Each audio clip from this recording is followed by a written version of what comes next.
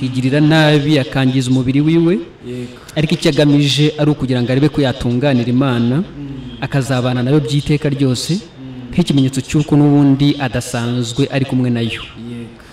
Ndabasuhuje cyane rero aho muri hose abamaze kuyunga n'Imana ndetse n'abafite amatsiko yo kumenya ni gute umuntu yaba hano mu isi ariko afite umutima utamucira urubanza akaba mu isi afite ibihamya nk'ibyo dukomeje guhamya yuko turi intungane mu maso y'Imana tutabigizemo uruhare yewe bitanaturuhije bitanatuvunnye cyane ko twabayeho imyaka myinshi duca mu nzira itariyo ariko nabwo twayicishijwemo n'abatari bo abigize abakozi b'Imana abigize abavugishwa b'Imana ariko atari bo bataragezeyo natwe ntibatugezayo ariko turashima Yesu waje kuduhishurira inzira imwe rukumbi yaciwe n'Imana itaraciwe n'abantu uburyo Imana yiyunze n'abari mu isi ariko ibyo byose yabiduhishuriye ikoresheje ubutumwa bwiza ari nabwo natwe dukomeje kubera abahamya babwo. Ubutumwa bwiza nta kindi bubasha gusobanura uretse uburyo umuntu ahinduka intungane mu maso yayo. Abataraba intungane nabo rero aho bari hose ndabasuhuje mukomeze mudutege amatwi mu mwanya ungana n'isaha imwe. Ahari birashoboka ko utarangaye cyangwa se utinangiye umutima birashoboka ko muri no mugoroba wahabwa nawe amahirwe ayo twahawe ndetse Imana yatanze itarobanuye ku butoni nawe ubasha kuyahabwa muri no mugoroba ugahinduka intungane muri kano kanya. Nibyo muvandimwe ubwo abadukurikiye banadukurikira kuri YouTube channel Ijuru Ntirikorerwa TV live mubasha gukurikira ikiganiro ubu turi kugitambutsa muri studio za Fine FM kiri no gutambuka kuri YouTube kuri iyo chaîne. Muvandimwe twavuze cyane uburyo Imana ihamagara umuntu kwimuhamagaza ubutumwa bwiza kandi ubwo butumwa bwiza akaba ari nabwo nyine buhesha umuntu kuba intungane mu maso y'Imana. Ese nta kibyanditswe bibivugaho? Ibyanditswe birahari ngira ngo ibyanditswe byose n'ubundi byahumetswe n'Imana. Nibyo rwose abari byinshi cyane bihamya ko umuntu abasha kuba intungane ariko Imana igahishura kimwe base twafashisha abaduteza amatwi. Uyu munsi rero yaduhishuriye ko twakwifashisha ibyanditswe mwene data Paul yanditse mu rwandiko rwiwe rwa kabiri yandikiye Timoteyo igice ni cya mbere urwa kabiri rwa Timoteyo igice cya mbere umurongo ni wa 8 turagarukiza ku 10 ubwo turasoma 30 gusa. Nibyo harimo byinshi Imana ikomeza guhishura duteza amatwi. Yego abashuti zacu bafata Bibiliya zabo tukagendana. Yego nge mfite Bibiliya ntagatifu reka nkoresha nanjye yera. Yego nuko ntukagire isoni zo guhamya umwami wacu cyangwa izanjye imbohe ye ahubwo ufatanye nanjye kurenganyirizwa ubutumwa bwiza ufashijwe n'imbaraga z'Imana yadukijije guhamagara kwera itabitewe n'imirimo yacu ahubwo ibitewe nuko yabigambiriye ubwayo no ku bw'ubuntu bwayo twaherewe muri Yezu Kristo uhereye kera kose. Ariko none bukaba bwarerekanywe no kuboneka k'umukiza wacu Kristo Yesu wahinduye urupfu ubusa akerekanisha ubugingo no kudapfa ubutumwa bwiza. Wakerekanisha ubugingo no kudapfa akoresheje ubutumwa bwiza. Abadukurikiye mu kiganiro Ijuru Ntirikorerwa mugiye kwiyumvira uburyo Imana ihamagara umuntu nyine iramuhamagara akitaba Imana. Ubu twamaze kwitaba Imana niyo mpamvu yadushinze umurimo wo kwamamaza iyi nkuru nziza. Ni mu rwandiko rwa kabiri rwa Timote umutwe wa kabiri nako umutwe wa mbere duhereye ku murongo wa 8 kugera ku wa 10. Muri Bibiliya ntagatifu haravuga ngo ntuzagire rero isoni zo kubera umwami wacu umuhamya cyangwa se ngo ugire isoni kubera jyewe ufunzwe ari we nzira ahubwo ujye ufatanya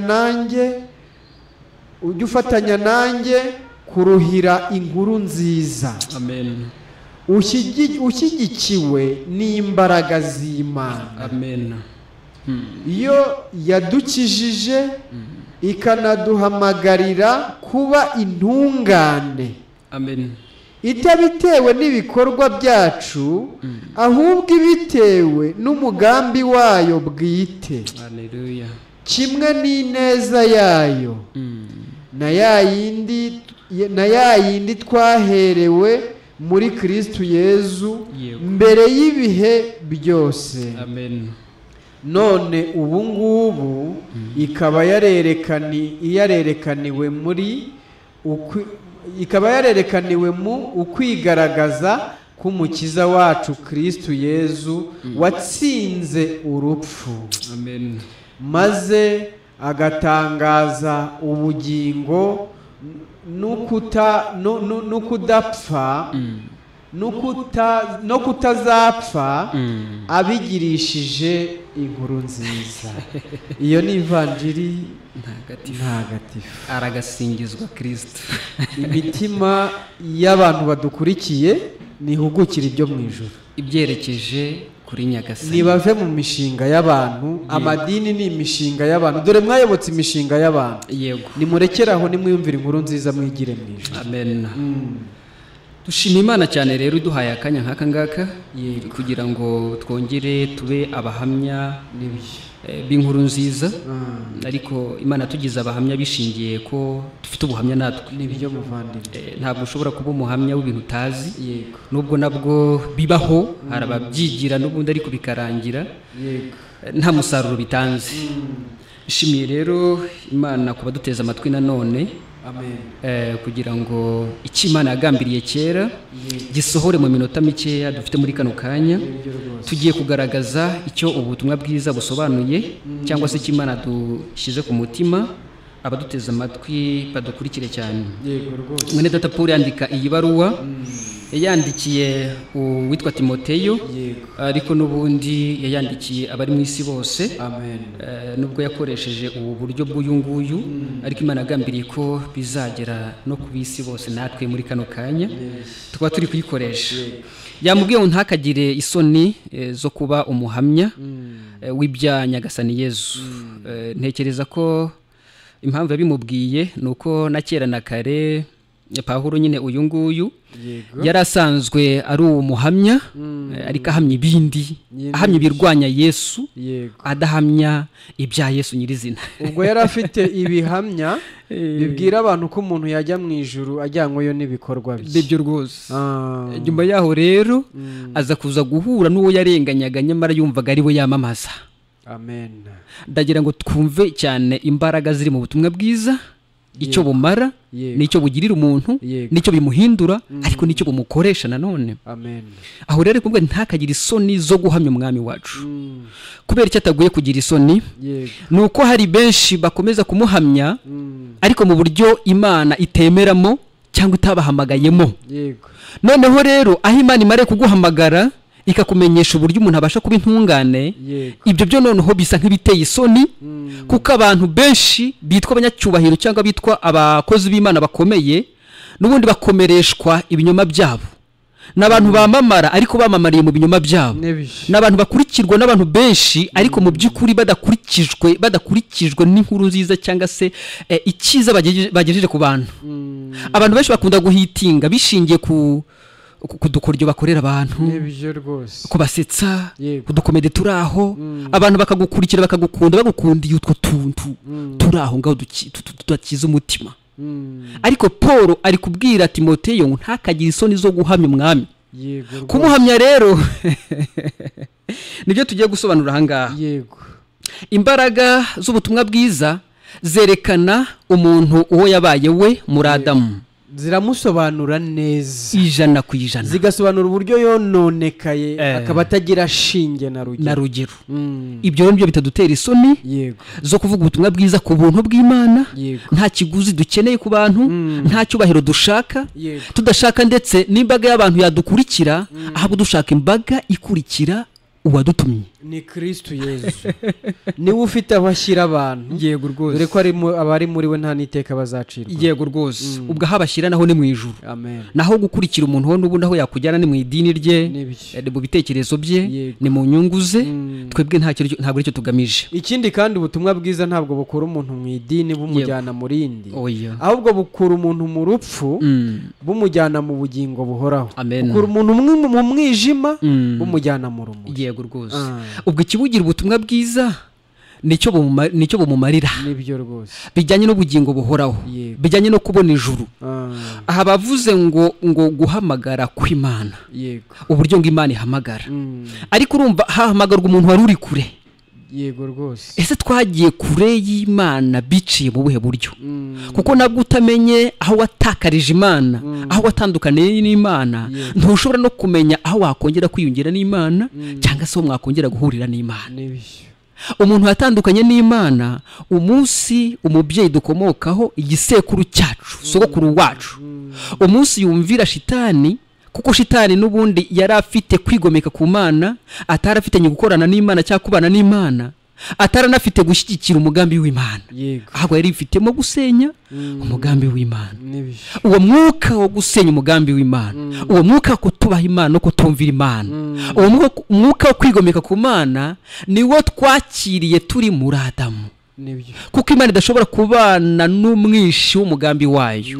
Nibwo yahise isohora umubyeyi wacu muri Edeni, aho twahoze kera, imuta hanze, natwe tuvukira hanze y'ubwiza bw'Imana, ngo kuko twagiye kure y'Imana.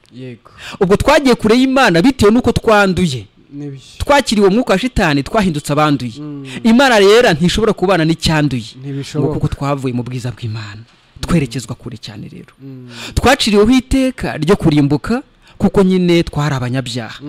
Ariko Imana kuko ari umutuzo imbabazi, nabwo ngo yarongera hamagara, n'ubu iri guhamagara abarushye n'abaremerewe, iri guhamagara abagifite imvune zo gukorera ijuru, iri guhamagara abakibaza nabi intungane nte, kuko yavuze ngo ikiduhamagarisha n'ubutumwa bwiza, ariko ngo ikanaduhamagarira kuba intungane. Muvana hari benshi nanone bavuga ko bahamagawe. Nibyo.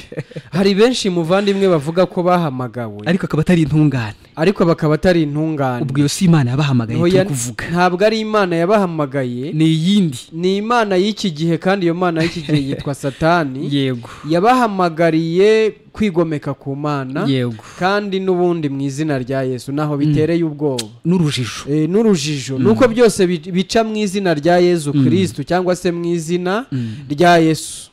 Ibyo nibyo bitadutera isoni rero zo guhamya none. Nibyo rwose. Muvandimwe, uvuze uburyo umuntu yononekaye, ubu buryo umuntu yangiritse ariko bidashingiye ku bikorwa bye, ahubwo bishingiye ku mukurambere Adamu. Akaba ariyo mpamvu nyine Imana yaduhamagaye n'ubundi turi kure yayo, turi ahantu twangirikiye ku buryo tutashoboraga kwikiza. Yego rwose. Niyo mpamvu muvandimwe, abadukurikiye, ba padiri, ba pastori, namwe mwese mudukurikiye, namwe mwese mumvuga ko mwahamagawe n'Imana. Yego. Kuri uyu mugoroba nimwumva umuburo w'Imana. Abari nabo batega amatwi cyane. Yego. Kuko nibo basha kuba basobanukirwa uburyo bayobyemo. Niba bumva ko bahamagawe, ko bafite umuhamagaro, ariko mu mitima bakumva bakira abanyabyaha batari intungane, bumva icyabahamagaye icyo ari cyo, bumve no guhamagara nyakuri uko ariko. Nibyo muvandimwe. Ntabwo dutinda muri byinshi, cyane ko umuntu we twamusobanuraho byinshi cyane hashingiwe n'uburyo twangirikiye muri Adamu, ahubwo twabwira abantu ko Imana nyine yakunze abantu bari mu isi, bituma itanga umwana wayo w'ikinege, ari nawe ihamagarisha abantu bari mu isi, ikoresheje iryo jambo ry'ubutumwa bwiza. Ubundi ubutumwa bwiza ni igiki? Abantu bakwiye kubyumva neza. Nko mu Baroma igice cya mbere ku murongo wa 16, nanone aravuga ngo erega ubutumwa bwiza ntabwo bunkoza isoni, kuko ubwabwo ni imbaraga y'Imana. Ubutumwa bwiza ni imbaraga y'Imana, ni imbaraga Imana ikoresha mu gukuraho abantu urubanza bishingiye mu rupfu, guhambwa no kuzuka bya Yesu Kristo. Ngo ubwabwo ni imbaraga y'Imana, ngo kandi ngo muri bwo nimo ubutungane buva ku Mana buhishurirwa. ubutungane buva ku Mana mu butumwa bwiza naho bihishe. Yego. Ubwo niba utari intungane, wowe udukurikiye mu kiganiro Ijuru Ntirikorerwa, menya ko ibintu wumvise ntabwo ari ubutumwa bwiza. Ni imihango y'idini, ni imigenzo, ni uburyo abantu nyine bakujyanye mu bigo byabo bifite amazina agiye atandukanye kugira ngo bakwambure utwawe. Ubutumwa bwiza bukugira intungane imbere y'Imana, kuko muri bwo ni mu butungane buva ku Mana buhishurirwa. Ngo umuntu ubwo butungane akabuhabwa no kwizera, bugakomezwa nanone no kwizera muvandimwe. Ubwo butumwa bwiza rero nanone ni uburyo Yesu yabaye icyaha ku bwacu. Ariko muvandi, kuki Yesu yabaye icyaha kandi nta cyaha yigeze akora? Impamvu Yesu yabaye icyaha kandi ntacyo yari yakoze nuko yaje nyine ari umucunguzi. Ubwo Imana yashakaga kubana n'umuntu utagira icyaha, ariko twe twari tugifite. Kubw'umugambi wayo rero wo kudashaka kurimbura umwana w'umuntu, yohereza utunganye ngo aze yigire nkatwe kugira ngo natwe duhinduke nkawe. Ubwo ntiyari kuza ameze nkatwe ngo agire icyo tumarira. Hagombaga kuza rero utagira icyaha agahinduka cyo, ariko akajya no mu gihano twari tugenewe. Nibyo muvandimwe. Ubwo abadukurikiye mu kiganiro Ijuru Ntirikorerwa barabyumvise impamvu Yesu yabaye icyaha. Ni nako ibyanditswe byera bivuga mu rwa 2 rw'Ikorinto 5:21. Haravuga ngo kuko ngutigeze kumenya icyaha, Imana yamuhinduye icyaha ku bwacu, ngo kugira ngo natwe kubwe muri we duhinduke gukiranuka kw'Imana, duhinduke intungane imbere y'Imana. Uwo ni wo mugambi w'Imana. Umugambi w'Imana nuwo. Imana nubwo buryo iri guhamagara abari mu isi. Muvandimwe, Yesu abaye icyaha yaranabaye ikivume, kandi nta cyaha yigeze akora. Ubwo ni ubunyacyaha bwacu bwose, aho buva bukagera. Nese muvandimwe, ko tubonye ko Yesu yabaye icyaha ku bwacu, kwari kugira ngo twebwe n'abadukurikiye ndetse n'abazadukurikira nyuma y'ikiganiro, kwari kugira ngo babiki, kwari kugira ngo babe nkawe, babe intungane. Kuko hano ku murongo wa 9 bavuze ngo iyo yadukirishije ikanaduhamagarira kuba intungane, itabitewe n'ibikorwa byacu, ahubwo ibitewe n'umugambi wayo bwite. Amen. Ntiyishikije ku bikorwa byacu, ngo ni umugambi wayo bwite. Ngo kwari kugira ngo nyine abantu bagire intungane. Nshuti mudukurikiye, ni buryo ki umuntu aba intungane. Nuko umenya ko nta kintu ufite wakora ngo Imana ikwemere ku mpamvu z'uko wononekaye ku rwego rw'uko nta kintu na kimwe kizugira. Ni nako muri Yesaya igice cya 1 ku murongo wa 6 havuga. Haravuga ngo uhereye mu bworo bw'ikirenge bwa muntu ukazamura ukagera mu gitwariro, ngo umuntu nta hantu na hamwe hazima afite, hose ni ingumasa, ibisebe binuka bitigeze bikandwa, habe no kubobezwa amavuta. Nubwo bwononekare bushingiye ku gicumuro cya Adamu. Kristo Yesu rero ni umuntu wa kabiri, akaba Adamu wa nyuma. Adamu wa mbere ikibuga yagikiniyemo aduhagarariye, aratsindwa. Atsinzwe dutsindanwa nawe. Umuntu wa kabiri ari we Adamu wa nyuma ni Yesu Kristo, ari nawe twamamaza, ari nawe duhamya, niwe twaje guhamya kuri uyu mugoroba. Nawe yahagaze mu kibuga abakurambere bacu batsindiwemo. Aho ngaho Adamu na Eva batsindiwe, natwe tukaba dutsindanwe nabo, niho Yesu Kristo yatsindiye. Ubwo yatsindaga ntabwo ari we wari witsindiye, ni twebwe yaratsindiye. Kwari ukugira ngo intsinzi ye ibi yacu, noneho biduhindukira icyangombwa kiduhesha kujya mu ijuru. Nako Yesu Kristo yatsinze Satani. Amutsindiye hehe?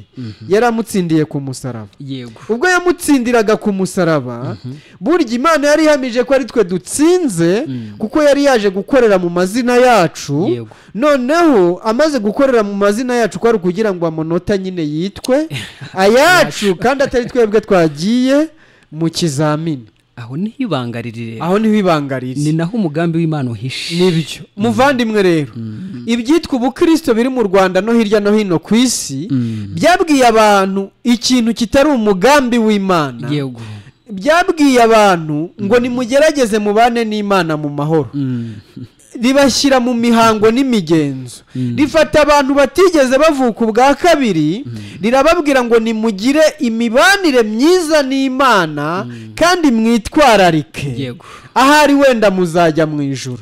Kubera ko rero mu mibanire hazamwe amakosa, niyo mpamvu ubwira umuntu umukuru, pasiteri wigisha abandi muri teoloji n'ibindi bintu byinshi cyane byitwa iby'Imana, yego, ataka kanya usinziriye wajya mu ijuru, ati ndacyari ku ntambara.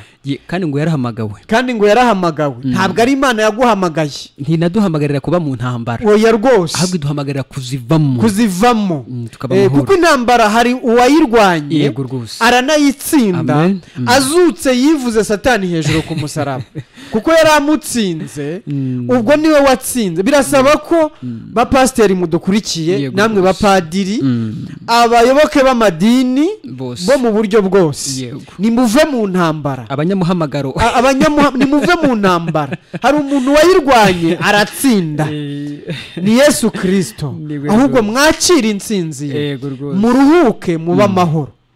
Nibyo muvandimwe, yego, Kristo Yesu yatunganye ku gato no ku kanini, amen, ariko siwe witunganiraga, yego, ahubwo ni twebwe yashakiraga ubutungane. Uwo mugambi w'Imana rero uranakomeye, ni nawo uhishemo nyine gukira, kuko bavuze ngo yaradukijije, ni Imana dukijije, ntabwo ari twikijije. Bitandukanye na kera, uburyo hari imico twarekaga, hari ibyo twaryaga twavuyeho, hari ibyo twanywaga twaretse, hari uko twambaraga twahinduye, ibyo tukabyita gukizwa. Ariko mu buhamya bwo mu mutima, umutima ugakomeza guhamya ko tukiri abanyabyaha kuri ubu n'igihe tuzapfira. Ubwo umuntu bavuze ngo Yesu Kristo ntiyazutse. Yego rwose. Abantu mwese muvuga ko muri abanyabyaha kuri ubu n'igihe muzapfira, muba muri kuvuga ngo ntiyigeze azuka ngo ave mu gituro. Yego. Ibyo rero bitandukanye n'umugambi w'Imana, birahabanye cyane wo gukiza.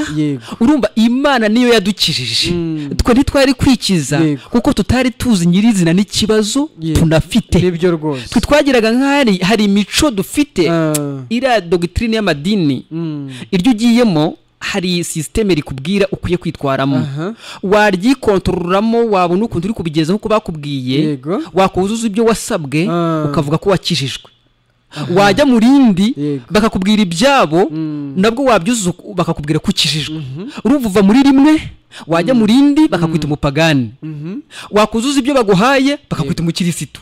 Ariko gukizwa, gukira, uburyo Imana ikiza umuntu, imukiza bwa bwononekare twakomowe muri Adamu, bw'ibyiza n'ibibi, ikanagukiza n'urubanza rw'iteka wari waraciriweho muri Adamu. Kandi ngo ibidukiza itabitewe n'ayo mafuti yacu, n'urwo ruzerero rwo kuva hamwe ujya ahandi, n'urwo ruzerero rw'imyitwarire no kwigira uko utari. Ibyo byose ngo Imana ntibirebaho, kuko ikirebaho ireba kavukire yawe, uri mwene nde. Mu maganya ya Yeremiya 7:5 baravuga ngo ba data bakoze ibyaha ariko ntibakiriho, nitwe twikoreye ibicumuro byabo. Ahandi haravuga ngo nitwe twikoreye ibihano by'ibyaha byabo. Numva ko twakururiwe ishyano nabo dukomokaho, kugira ngo turikire ntibishingire n'ubundi mu guca ku bantu, ahubwo Imana ngo niyadukijije itabitewe n'ibikorwa byacu twakwita byiza cyangwa se bibi, ahubwo yadukijishije ikoresheje ubuntu bwayo, nabwo ngo ibigira ikoresheje Kristo Yesu, uburyo yamufashe ari intungane itagira icyaha, ikemera kumubaraho ibyo yatubaragaho byose, ikabimurundaho byose uko byakabaye. byabaye. Umva umugambi w'Imana aho utandukanye n'ibitekerezo by'abantu.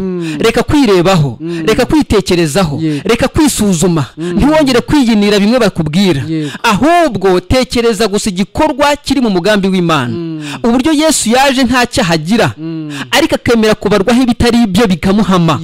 Niba nta cyaha yagiraga, ibyawe bikaba byaramuhamye, bigasohozwa n'urupfu, kuko ibihembo by'ibyaha ari urupfu. Ntabwo Yesu yari gupfa ari intungane, ahubwo byabaye ngombwa ko ibyaha bimuhamye bizana n'urupfu. Ubwo Yesu yapfuye ni igihamya cy'uko ibyaha byamuhamye, kandi ubwo byamuhamye atari ibye, bivuze ngo ni ibyacu byatuvuyeho bikamubarwaho. Ubwo byamubazweho, ubwo umugambi w'Imana warasohoye ko twabaye intungane. Amen. Urumva yagiye mu mwanya wacu w'ubunyacyaha, natwe tujya mu mwanya we w'ubutungane.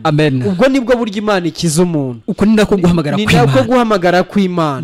Ubwo abadukurikiye rero, mwizere ko urupfu mumenye ngo ubwo Yesu Kristo yabambwaga burya twabambanywe nawe. Apfuye turapfana. Ubwo ntitwongera kwikanga ibyo uri kuvuga. Ntidutekereza ko biri buze kutugarukaho niba byarabaye koko. Nibyo. Apfuye turapfana. Ahambwe turahambanwa. Mu rwandiko Pawulo ntumwandikiye Abanyaroma ibice 3 nko ku murongo wa 5, abari kuvuga ngo iki ngiki nicyo mukwiriye kumenya. Banyarwanda, iki nicyo mukwiriye kumenya. Muve mu bujiji bw'amadini. N'ubukoroni bwayo. N'ubucakura bwayo. Nta kintu yigeze amarira abantu. Ngo iki mukwiye kukimenya yuko umuntu wacu wa kera yapfiriye muri Yesu Kristo. Imana ikamwibagirwa. Yesu ahambwe, Imana yaribagiye umuntu wa kera. Mu kuzuka, Imana yaremye undi muntu wacu mushya. Niyo mpamvu ijambo ry'Imana rivuga ngo uyu muntu ari muri Kristo Yesu abahindutse icyaremwe gishya. Aho niho abantu babera abavandimwe, aho niho abantu bongera kubana mu mahoro bigakunda, aho niho ubumwe n'ubwiyunge buri, aho niho ubumwe n'ubudaheranwa buherereye. Nuko abantu bamenya ngo twarononekaye, ariko Imana iradukunda itanga umucunguzi. Ubwo twese tugakira dukijijwe n'icyo umucunguzi yakoze. Abantu bahita baba abavandimwe. N'amakimbirane ya hato na hato ugenda uyoberwa ahantu agiye. None muvandimwe, Imana hari ikintu Abanyarwanda bakwiye kumenya kuri uyu mugoroba badukurikiye. Tuzi ko abitwa abakristu badukurikiye baba ari benshi cyane, ariko ni muve muri ibyo bintu mumazemo igihe. Ibintu biteye kugiza intungane rekura. Wizere ibyabereye ku musaraba uraruriyo, utitaye ku nyungu y'umubiri ugikuramo rwose, kuko n'uwakugabira byose akakugenera byose ariko ukazarimbuka ntacyo byabimaze. Bakuru b'amadini mureke icyubahiro. Ibyo byitwa icyubahiro. Imishahara se muzayihembwa kugeza ryari? Ntago irenga imva. Kw'ibyo mwisi bijya birangira. Yesu yaravuze ngo guha ibyo mwisi byose. Reka ko tubabaze, uwabaha ibintu byose biri mwisi wabiguha, yarangiza akakwambura ubugingo buhoraho, kuko byakumarira iki? Muvandimwe, ko tugiye guha abadukurikiye umurongo. Narindi kuvuga ngo abantu nibumva iki kintu gikomeye.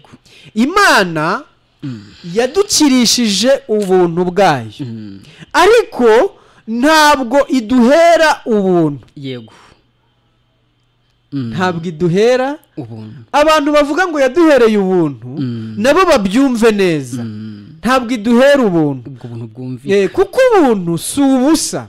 Ubuntu ni ibikorwa, ni ibikorwa bitari iby'umuntu, ni ibikorwa Imana yakoze. Kuko ubuntu ni uguhabwa ikintu cy'icyubahiro, ikintu cy'agaciro gahambaye utari ugikwiriye. Kugira ngo ubuntu buboneke, Imana yatanze ikiguzi. Nuko yamennye amaraso ya Yesu Kristo nk'inyishyu y'ubunyacyaha bwacu. Noneho rero Imana ibiradukijije. Noneho rero ntiyaduhereye ubuntu, ahubwo yaduhereye ubusa. Umuntu abihererwa ubusa. Niyo mpamvu ya magambo ari mu Baroma 3 nibaza nko muri 23 yego bisobanura ngo dutsindishirizwa n'ubuntu bwayo ibiduhereye ubusa kubwo gucungurwa kubonerwa muri Yesu Kristo. Yesu yarazutse. Yesu Kristo yarazutse, ntabwo yaheze mu gituro, kandi yazuriwe kugira ngo abanyarwanda badukurikiye bagirwe intungane mu maso y'Imana, bahanagurweho urubanza. Amen. Yanyishyuriye, yarishyuye ya myenda yose, yambabariye ibyaha byose, atuma mbuwera de. Babwira icyanyuma tubaho umurongo muvandimwe. Icyanyuma nababwira nakongera kubasomera, yego, kugira ngo nabo bongere babyumve neza. Iyi mirongo ibiri hari ikintu ngiye kuyumvamo, yego, nshingiye kuri ubwo buntu buvuze. yego, iravuze ngo niyo yadukijije, iduhamagarira kuba intore zayo, itabiteye n'ibikorwa byacu, ahubwo bitewe n'umugambi wayo n'ubuntu bwayo yatugiriye kuva mbere na mbere. Imana yatugiriye ubwo buntu muri Yesu Kristo, ariko none bwashyizwe ku mugaragaro. Iri biri ijambo ry'Imana, bwashyizwe ku mugaragaro igihe umukiza wacu Yesu Kristo yazaga, niwe watsembye ubushobozi bw'urupfu, maze ahishura ubugingo budashira akoresheje ubutumwa bwiza. Amen. Nta kindi gihishura ubugingo n'ubutumwa bwiza, ni ubutumwa bwiza gusa Imana akoresheje, ni nabwo bunahishura Yesu urupfu yapfuye ko rwakuyeho urwo twari kuzapfa. Ubutumwa bwiza nibwo buhishura amanyanga n'amatiku ya shitani, uburyo igenda ikoresha abo bitwa abakozi b'Imana, bavuga ko bahamagawe ariko bagahamagarirwa kuba none abanyabyaha. Niba umuntu avuga ko yahamagawe, akavuga ko akiri umunyabyaha kuri burya azapfira, akavuga ko akiri mu ntambara, akavuga ko ataragera Satani atageze imyambi, uwo muntu yahamagawe na shitani. Ni shitani. Ariko ubutumwa bwiza bwo buhamagarira umuntu kuba intungane, bidatewe n'ibyo ari kwitekerezaho, bidatewe n'ukuntu ari kwitwara cyangwa ari kwireba, ahubwo bishingiye gusa ku gikorwa Imana yakoresheje Yesu, uburyo yamugeretseho ububi bwacu uko bwaba bungana kose, kuva twavuka kugeza tutakiriho. Iyo ngano y'ububi bwacu bwose, ibyo wibonyeho n'ibyo uzibonaho n'ibyo utazibonaho, mu mugambi w'Imana byose yabishyize kuri Yesu Kristo, irabimuhanira igihano ari kuguhana, umujinya ari gufitiye wose iwumumariraho, iwumurangirijeho, irakubwira ngo izere icyo, nuko umugambi wanjye uteye, nta cya 10 ngusabye, nta maturo ngusabye, nta gushinga idini ngusabye, nta kuyoboka iry'abandi ngusabye, nta kwiriza ubusa, nta gamara amasengesho menshi, ahubwo izere ko wapfuye, yagupfiriye, ubwo ntugipfuye, nubyizera urabukiza urupfu rw'iteka burundu.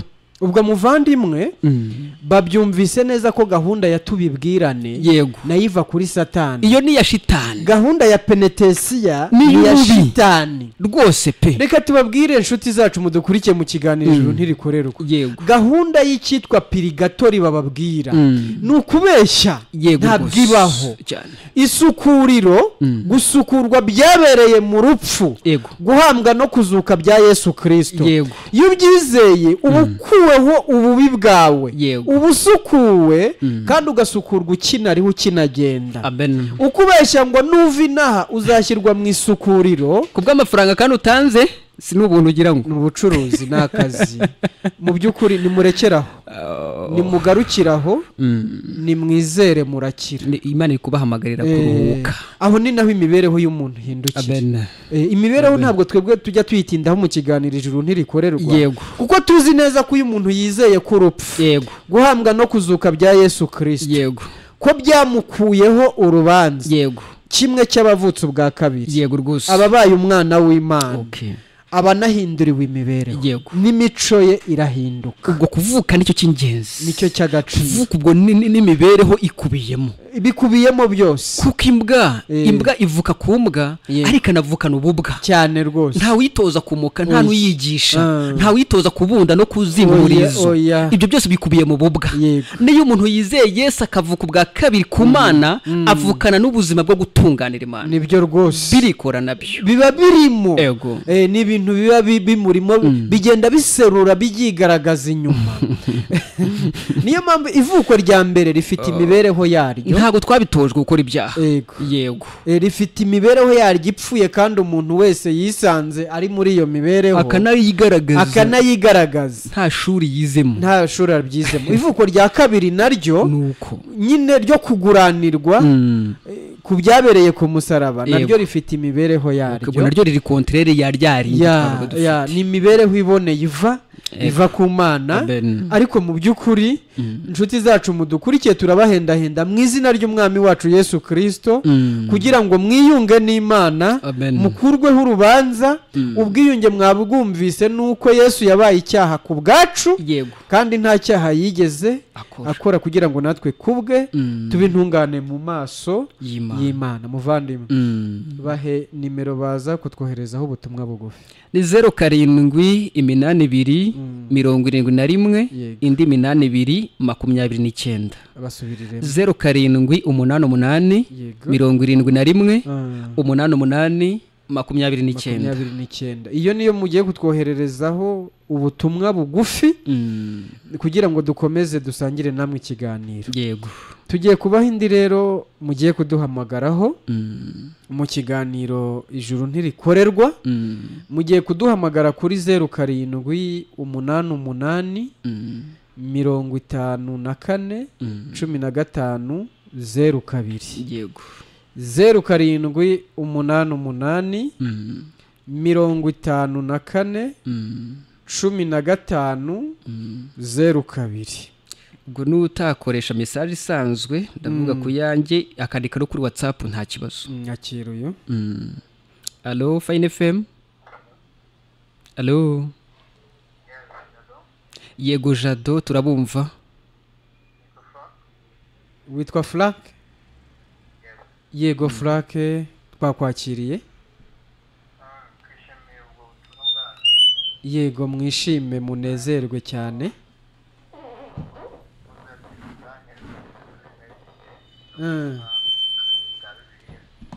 Ngwiki? Yego.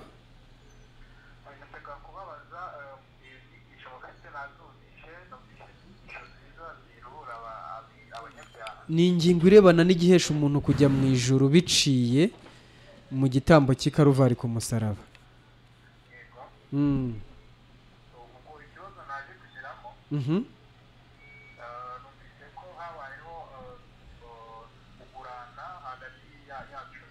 Wiwi wabyumvise neza cyane. Yego.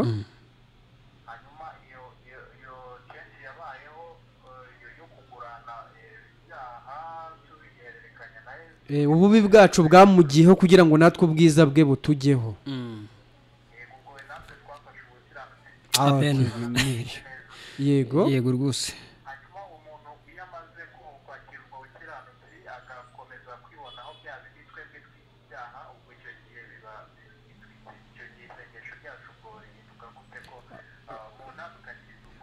umva nshuti yacu wabyumvise neza ku gikiza. Ubwo iyo umuntu yakiriye iyo ngurane birumvikana neza ko abavutse ubwa kabiri. Nicyo cyitwa kuvuka ubwa kabiri. Ubuzima bwe buhinduka ukundi. Ikiba gisigaye ni imibanire y'uwo mwana n'umubyeyi we. Ubwo rero umubyeyi no mu buryo busanzwe yabyaye ahita afata n'inshingano zo kurera wa mwana yabyaye. Ariko imibanire ntabwo ari ihesha umuntu kwemerwa. Ahubwo ivuko niryo rihesha umuntu kwemerwa. Yego. Iyo yavutse aba yemewe. Ubwo rero nkawe wiyumviye inkuru nziza tinda cyane kandi uryoherwe cyane n'iyo ngurane. Ntahangayikishwe n'imibereho. Ibindi byo birizana rwose.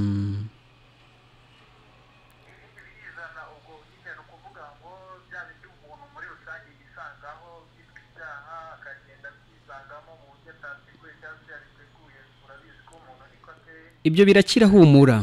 Nyine urumva nshuti yacu. Twari turi kuvuga ngo ryoherwa n'iyo ngurane we buryoherwa nayo. Ubwo buryohe nabwo bunagukiza nibyo ngicyo. Ubwo buryohe ni nabwo bunahindura ahubwo. Niwe muti humura bikubiyemo byose. Wibigirira impungenge. Nyine nshuti. Ubwo wavutse. Yego. Ubwo wavutse niba wavutse koko. N'ubuzima bw'icyo wavutseho biraza kugukurikirana. Humura wisimbuka wijya kuri. Ahubwo wakiza urupfu rw'iteka humura n'ubupfu nabwo urabukira.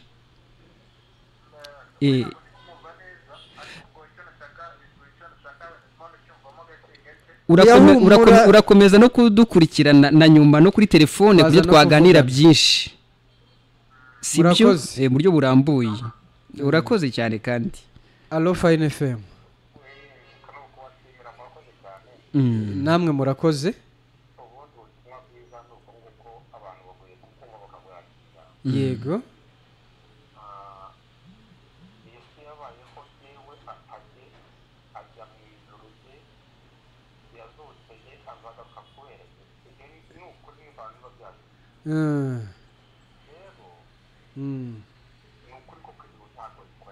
yego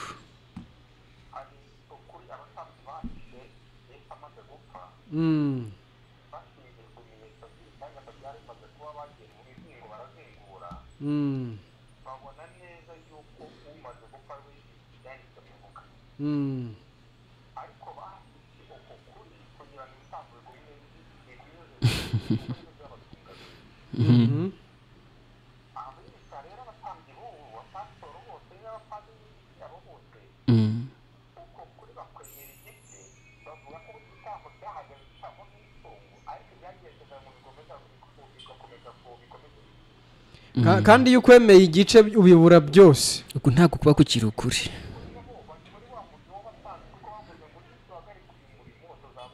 yego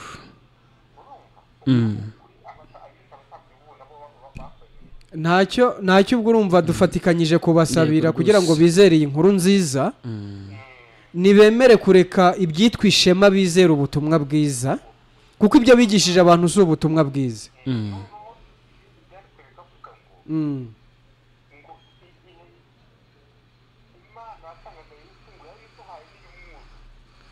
yabiduhereyemo byose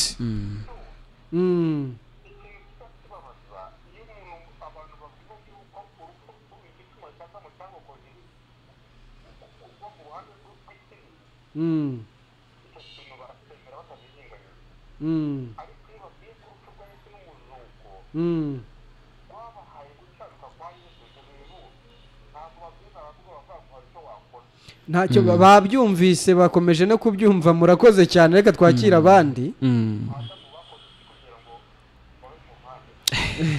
murakoze rwose ibyo nibyo dukomeza guhamya tubasabira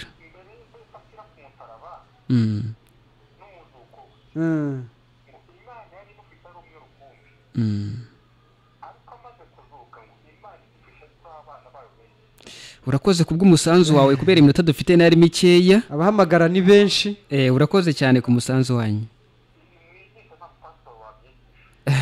ntacyo nabo bari bwizere muri uyu mugoroba yego rwose urakoze cyane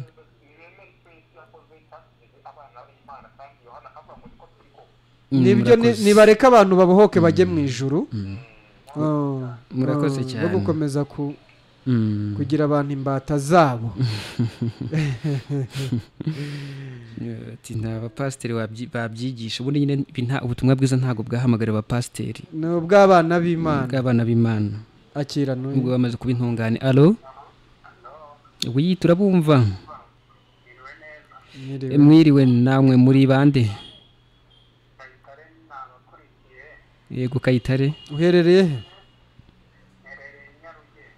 yego ngaho rero nyarutsa wihutisha iminota yagiye murakoze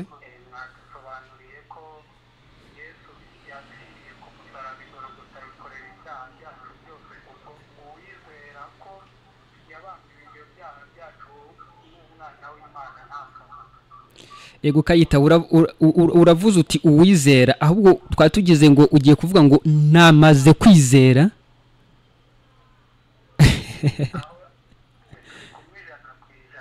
aha wamaze kwizera se yego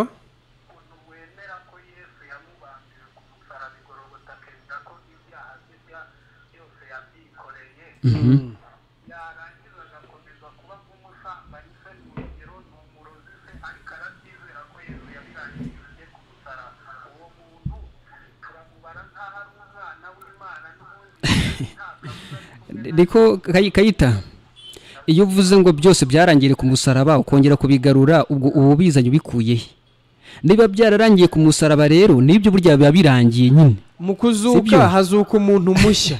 Iyo umuntu ari muri Kristo Yesu aba ari ikiremwa gishya, ibyo uvuze by'umuntu wa kera babishize. Rero umuntu yakiri wa kera nyine nibyo bimugaragaraho, aranabitekereza. Ariko iyo umuntu amaze kuba ikiremwa gishya, ibyo nyine bijyana n'umuntu wa kera. None se umuntu wapfuye araroga? Oya, ababa mu idini abo ngabo nyine ubwo urumva ko ntago baba bakijijwe. Iby'amadini byo reka tubireke. Twari tukubwiye ko uyu muntu yizeye Yesu aba bayikiremwa gishya, abapfuye no kuri ibyo ngibyo, sibyo?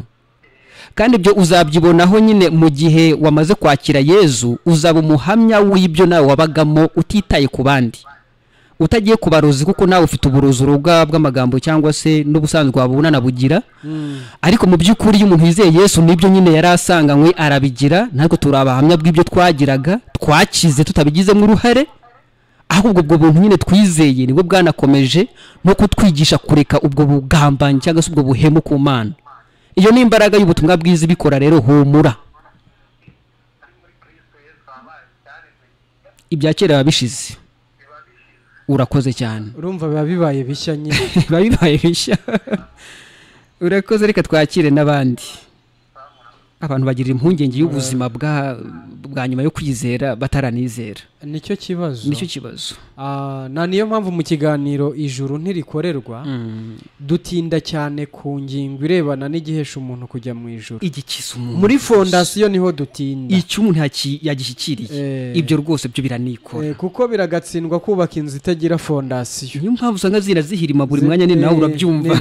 Amarangi yose yabiteye, ubwiza bwose yabifite. Niyo mpamvu zitamara kabiri. Nta kintu bimaze. Hari abufite b'ubutumwa bugufi? Yego, barahari. Reka dusome message. Yego. Aragira ati nitwa Nsabimana, mushobora kunsobanurira se abarokore batangiye ngibi? Ibyo byo barokore rwose si byo turi kuvuga. Turi kwivugira ku byabereye ku musaraba, ari byo bikuraho umuntu urubanza akabana n'Imana. Yego. Yego. Abanyarwanda bari bazi Imana, ese Imana y'abanyaburayi, ibyo ni bya bindi by'Imana y'inyarwanda. Ibyo nabyo ni ibindi. Ni bya ya Mana turi kuvuga yahamagaye abantu, ikabahamagarira n'ubundi gukomeza kumva ari abanyabyaha. Ndaravuga ati mwiriwe neza. Abarimu bacu beza, ndi hano i Remera Kabeza. Nashakaga kubaza Imana ibahe, ese nayiringira nte, nayiringira gute? Murakoze. Imana nyine, Imana iba mu ijuru. Ngira ngo wanahamenya uhavutse. Utari wavuka ku babyeyi bawe ntabwo ari kubariza iyo wabaga kera. Ndavuga utari wavuka, ntiwari kubaza ati imuhira ni hehe cyangwa se mu Rwanda ni hehe. Ariko umaze kuhagera wahise uhamenya, nta n'uhakubwiye. Ubwo n'ubundi rero aho Imana iba wahamenya ari uko umaze kuyibona cyangwa amaze kuyivukaho. Ndi mu ijuru umaze kuribona nayo waba wayibonye. Cyane ko nyine n'ubundi Imana yavuze ko uzizera ko urupfu, guhambwa no kuzuka bya Kristo Yesu ko byamukuyeho urubanza, ngo iraza igatura muri we. Yego rwose. Ikagendera muri we, ariko ikanakorera muri we. Ubwo aho Imana ituye niho mu ijuru. Ubwo bivuze ngo wizeye ko urupfu, guhambwa no kuzuka bya Yesu Kristo ko byagukuyeho urubanza, Imana ihita iza gutura muri wowe, nawe ubwo ukahinduka ryo. Ubwo mu ijuru nyine hakaba ari mu mutima wawe. Ntongere kwishakira kure. Ntabwo wirirwa ujya kure nyine mu bamubana, kuko aba ari umubyeyi wawe. Yego. Ni ukuri ikiganiro mutugejejeho kiranshimishije, murakoze kandi Imana ibahe umugisha. Nawe komeza uryoherwe, ukomeze ugubwe neza. Kubera ko umugisha nyine muri Kristo Yesu ni naho abari mu isi twawuherewe. Niho abadukurikiye bakizera ibyabaye ku musaraba niho bawubonera. Umugisha no kwemererwa kujya mu ijuru biciye mu rupfu, guhambwa no kuzuka bya Yesu Kristo. Felicier ari ku muyumbo aragira ati abantu ni ukuri nibaruhuke. Nibyo. Nukuruhuka. Kuko umuruho w'abantu Yesu Kristo niwe wawurushye, binageza ku kumeneka kw'amaraso ye yishyura umwenda w'icyaha. Umuntu rero wishyuriwe umwenda akanasinya ko yishyuriwe nta deni aba akirimo uwo yarabereyemo umwenda. Yego. Mwiriwe ni turatsinze Vincent, iyo ngingo ni nziza. None se abapasiteri batubwira ngo Imana yantumye baratubeshya. None se gusenga tubihagarike? Mbakurikiye ndi hano ku Gishushu, murakoze. Arakoze cyane inshuti yacu iri hano hafi ku Gishushu tunegeranye.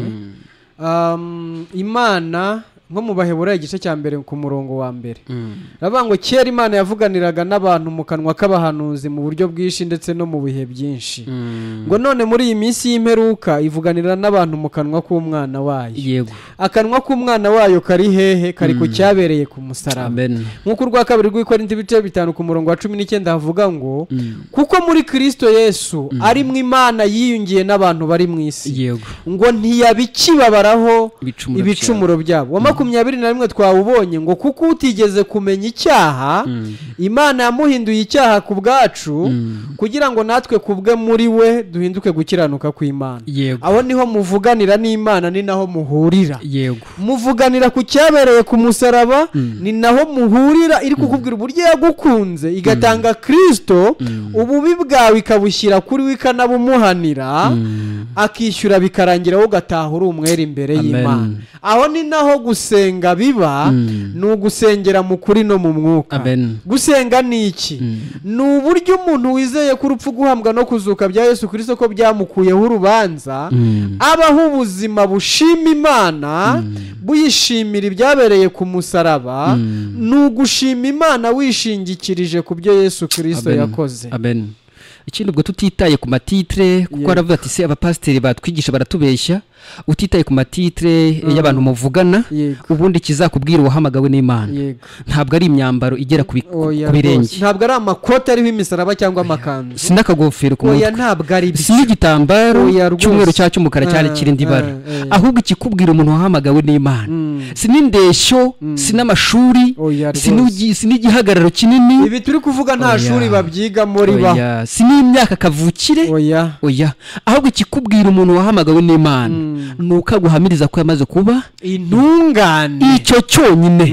Naho undi nubwo yaba arinzwe n'abamurinda bangana iki, we yaba ari we, nubwo yaraba yarakurikiwe n'imbaga y'abantu bose, ariko akaba yumva atari intungane, iyo ni ya Mana shitani yamuhamagaye, atari intungane ku bwa Yesu. Icyo kirahagije kumenya ko yahamagawe na shitani, utitaye ku bindi bikangisho bindi yagukangisha. Nibyo. Kandi ubwo muvandimwe, iyo abantu tumenye ko twese kubwo kuzuka kwa Kristo Yesu twakuweho urubanza tukagirwa intungane, amatitira ahita avaho cyane, twese duhita tureshya, kuko twese tuba tubaye abavandimwe, tuba tubaye abana, abana b'Imana. N'ikindi kandi ayo matitire nayo numva ari ibintu biciriritse, biraciriritse cyane. Nkanyu nyise icyo wanyita cyose, kandi ndi umwana w'Imana, nje waba unsuzuguye. Nibyo nagasuzugura, ndi gikomangoma. Kuba ndi umwana w'Imana ubwabyo nta yindi grade yindi wampereza ishobora kujya hejuru y'ibyo, ishobora kunezeza. Gusenga rero, nubwo bagutoza gusenga, bakubwira ko gusenga bishobora kuguhuza n'Imana cyangwa kukunga n'Imana, ariko biri mu gihamya cy'uko bakubeshya. Niyo batarakubwiye uburyo waba intungane binyuze mu kwizera ingurane yabaye kuri Yesu, ngo bakubwire ko ububi bwawe wiyiziho n'ubwo utiyiziho bwose umucunguzi wawe ari Yesu w'intungane yabyishyizeho kugira ngo barweho gutungana. Niba utarabebwiye ibyo ngibyo, gusenga kwawe nawe menya ngo ni ikizira, menya ngo nabwo ni ubuhenzi, menya ngo ni ibyaha.